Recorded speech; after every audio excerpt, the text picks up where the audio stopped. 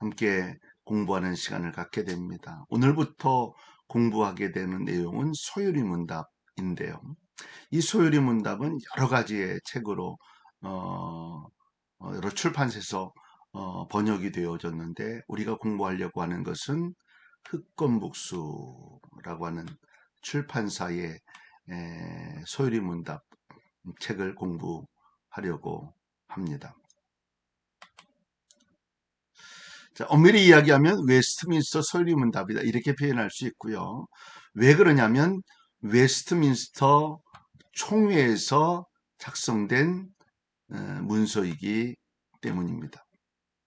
1647년 막 개혁주의가 움직여지고 있을 때 웨스트민스터 총회에서 151명으로 구성된 평신도의 사정관이 30명, 또 121명의 최고 신학자 목사로 구성이 되었습니다. 칼빈 신학을 계승하는 청교도적 장로교인들이 중심이 되어서 5년 7개월에 걸쳐 작성이 되어졌고요. 이 웨스트민스터 문서는 세 개의 모습으로 소개를 할 수 있는데, 신앙고백서, 대열이문답, 소열이문답, 이렇게 나눌 수 있습니다. 이 대열이문답은요, 성직자들을 위해 작성된 196개의 질문과 답으로 되어 있고, 소열이문답은요 107개의 질문과 답으로 되어 있는데, 평신도들을, 일반 성도들에게 교리 공부를 시키기 위한 내용으로 만들어진 그런 교육서입니다. 이 신앙인 고백서는 모든 사람들에게 다 적용이 되어집니다. 자, 107개의 질문으로 되어 있는데 오늘 1문 1답에 대한 내용만 하고요. 또 다음번에 하는 것은 뭐 2개가 되기도 하고 이렇게 몇 개가 되기도 하는데, 오늘은 제일 첫 번째 중요한 의미이기 때문에 1문 1답만 하고 마치도록 그렇게 하려고 합니다. 1문이 사람이 죄일 되는 목적이 무엇인가 하는 것. 하나님을 영어롭게 하는 것이고 영원토록 그분을 즐거워하는 것이다. 이렇게 살려면 어떻게 돼요? 하나님에 대해서 먼저 알아야 되고 하나님이 원하시는 것이 무엇인지 알아야 하는 것이죠. 자, 다시 한번, 사람의 제일 되는 목적은 하나님을 영원롭게 하고 영원토록 그를 즐거워하는 것이다.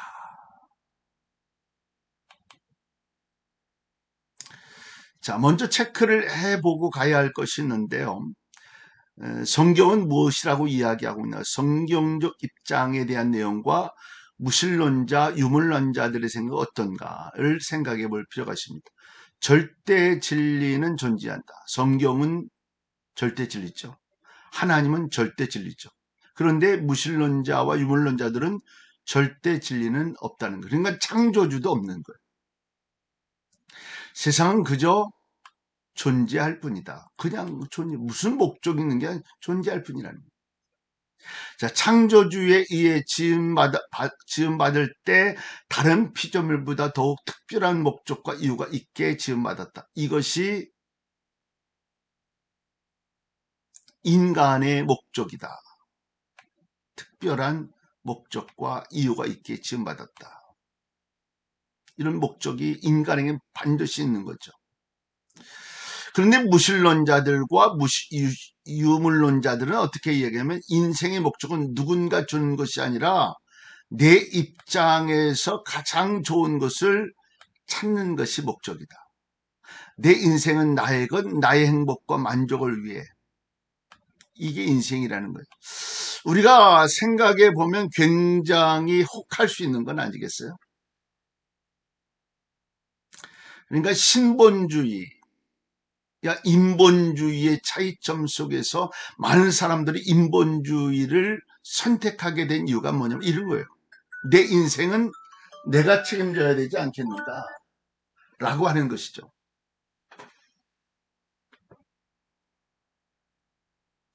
내가 만들어가는 것이다. 내가 책임져야 된다. 이런 마음을 갖는, 좋아 보이긴 하지만 사실은 이건 굉장히 인본주의적 생각이에요. 자, 특징은 절대적인 삶의 목적이 있어야 그 삶의 가치가 있다. 인간의 목적이 있어야 된다는 것을 정확하게 표현해주고 있는 거예요. 그런데 이 무신론자들과 유물론자들은 나와 너는 다름으로 존재의 목적도 서로 다르다. 사실 아무것도 의미가 없다는 거예요.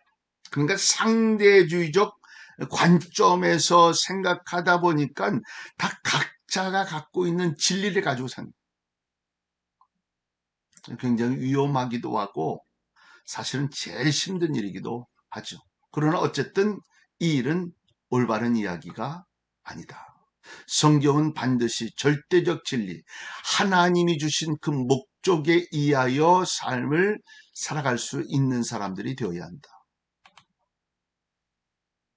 자, 고민에는 두 종류가 있어요.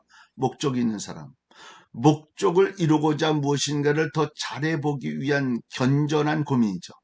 목적이 없는 사람은 내가 지금 무엇을 하고 있는지 그 자체에 대한 근원적인 불안한 고민이에요.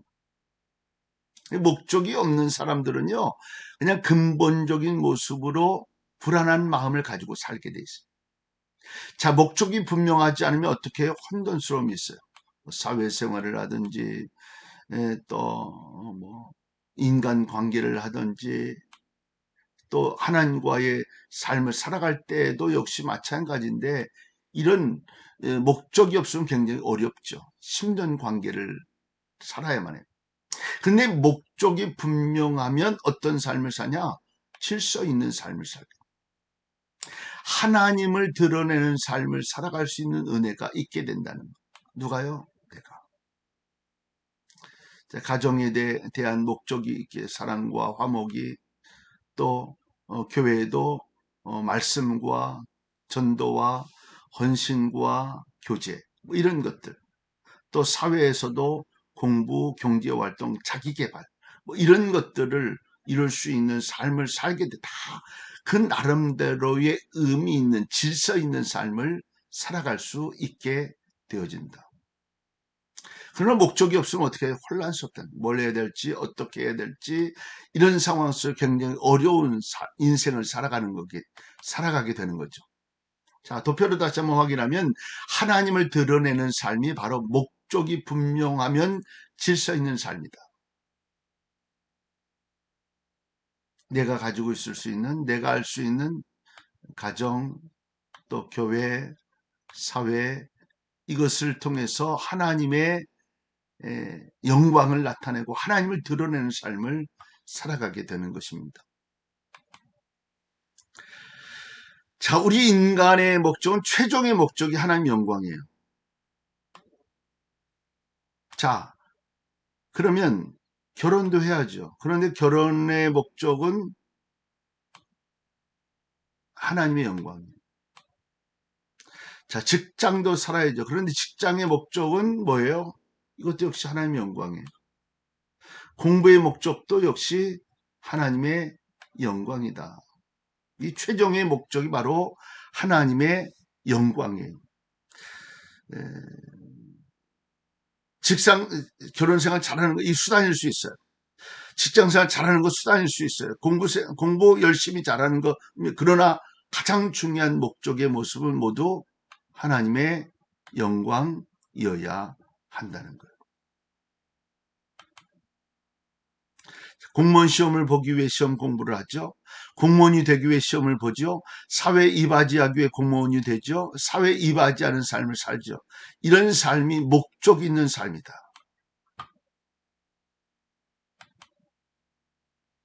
그런즉 너희가 먹든지 마시든지 무엇을 하든지 다 하나님의 영광을 위하여 하라.